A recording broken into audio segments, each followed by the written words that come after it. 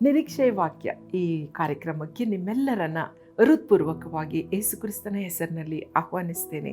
ಪ್ರಿಯರೇ, ಇಂದಿನ ಧ್ಯಾನಕ್ಕಾಗಿ ಆರಿಸಿಕೊಂಡಂಥ ವೇದ ಭಾಗವು ಕೀರ್ತನೆಗಳು 21-2 ಇಕ್ಕಟ್ಟಿನಲ್ಲಿ ಯೆಹೋವನು ನಿನ್ನ ಪ್ರಾರ್ಥನೆಯನ್ನು ಕೇಳಲಿ.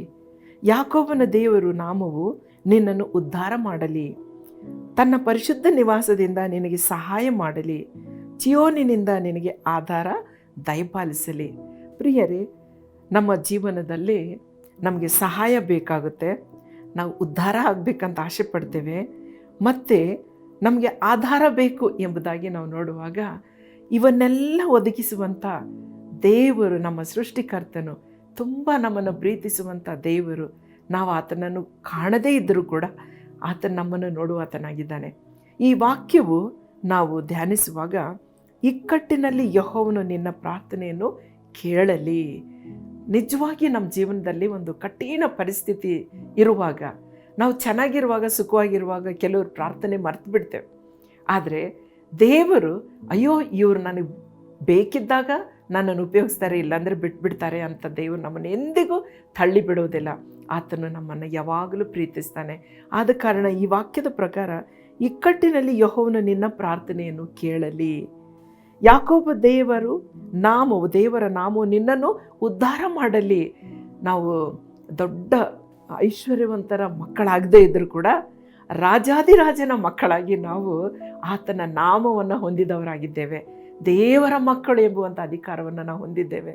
ಆದ ಕಾರಣ ಆತನ ನಾಮವು ನಿಮ್ಮನ್ನು ಉದ್ಧಾರ ಮಾಡಲಿ. ತನ್ನ ಪರಿಶುದ್ಧ ನಿವಾಸದಿಂದ ನಿನಗೆ ಸಹಾಯ ಮಾಡಲಿ. ಕೆಲವೊಮ್ಮೆ ಸಾಲ ಇರುತ್ತೆ, ಕೆಲವೊಮ್ಮೆ ರೋಗಗಳಿರುತ್ತೆ, ಕೆಲವೊಮ್ಮೆ ಏನೋ ಒಂದು ನಮಗೆ ಸಹಾಯ ಬೇಕಾದಾಗ ಮನುಷ್ಯರ ಹತ್ರ ನಾವು ಹೋದಾಗ ನಮಗೆ ಮಾಡ್ತಾರೆ, ಕೆಲವೊಮ್ಮೆ ಮಾಡಲ್ಲ. ಆದರೆ ದೇವರು ಈ ದಿವಸ ಆಶ್ವಾಸನೆ ಕೊಡ್ತಾ ಇದ್ದಾರೆ. ಆತನು ತನ್ನ ಸಹಾಯವನ್ನು ತನ್ನ ನಿವಾಸದಿಂದ ನಿಮಗೆ ಕಳಿಸ್ತೇನೆ ಅಂತ ಹೇಳಿ ಆಶ್ವಾಸನೆಯನ್ನು ದೇವರು ಕೊಡ್ತಾ ಇದ್ದಾರೆ. ಕೊನೆಯದಾಗಿ ನಾವು ನೋಡ್ತೇವೆ, ಚಿಯೋನಿನಿಂದ ನಿನಗೆ ಆಧಾರ ದಯಪಾಲಿಸಲಿ. ನಮಗೆ ಸಪೋರ್ಟ್ ಮಾಡುವಂಥ ದೇವರು, ಆತನು ನಮಗೆ ಆಧಾರವನ್ನು ದಯಪಾಲಿಸಲಿ. 4 ವಿಷಯವನ್ನು ನಾವು ಧ್ಯಾನಿಸಿದ್ದೇವೆ.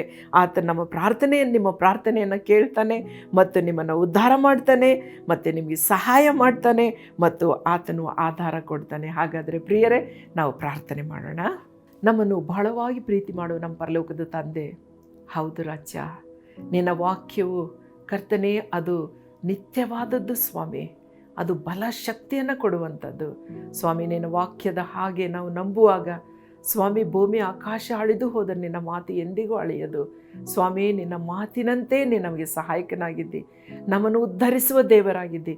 ನಮಗೆ ದಯಪಾಲಿಸುವ ನಿನ್ನ ಆಧಾರಕ್ಕಾಗಿ ಸ್ತೋತ್ರ ಸಲ್ಲಿಸ್ತೇವೆ. ನಾವು ಇಕ್ಕಟ್ಟಿನಲ್ಲಿಂದ ನಮ್ಮ ಪ್ರಾರ್ಥನೆಯನ್ನು ಕೇಳುವ ದೇವರು ನೀನಾಗಿದ್ದಿ ರಾಜ.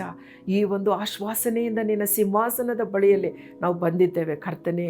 ಸ್ವಾಮಿ, ಈ ಕಾರ್ಯಕ್ರಮವನ್ನು ನೋಡುವಂಥ ಅನೇಕ ಮಕ್ಕಳಿಗಾಗಿ ನಿನ್ನಲ್ಲಿ ಬೇಡ್ತೇನೆ ಪ್ರಭು. ಅವರು ಎಂಥ ಪರಿಸ್ಥಿತಿಯಲ್ಲಿ, ಎಂಥ ಇಕ್ಕಟ್ಟಿನಲ್ಲಿದ್ದಾರೋ ಸ್ವಾಮಿ, ಅವರನ್ನು ಸಂಧಿಸಿ ಈ ದಿನವೇ ಸ್ವಾಮಿ ಅವರಿಗೆ ಪ್ರಾರ್ಥನೆಗೆ ಉತ್ತರ ಕೊಡು ರಾಜ. ಅವರು ಎಂಥ ಪರಿಸ್ಥಿತಿಯಲ್ಲಿ ಸ್ವಾಮಿ ಆಧಾರವಿಲ್ಲದೆ ಅಸಹಾಯಕ ಸ್ಥಿತಿಯಲ್ಲಿ ಒಂದು ವೇಳೆ ಅವರು ಕೂತಿದ್ದಾರೆ ಪ್ರಭು, ನೀನು ಅವರನ್ನು ಅವರ ಮನೆಗಳಲ್ಲಿ ಸ್ವಾಮಿ, ಅವರ ಹೃದಯಗಳಲ್ಲಿ ನೀನು ಪ್ರವೇಶಿಸಿ ಅವರ ಒಂದು ಸಮಸ್ಯೆಗಳಿಗೆ ಪರಿಹಾರ ನೀಡು ಸ್ವಾಮಿ. ಈ ದಿವಸ ಸ್ವಾಮಿ, ಈ ವಾಕ್ಯದ ಆಧಾರದ ಮೇಲೆ ನಿನ್ನ ಸಿಂಹಾಸನದ ಮುಂದೆ ಬಂದಿದ್ದೇವೆ.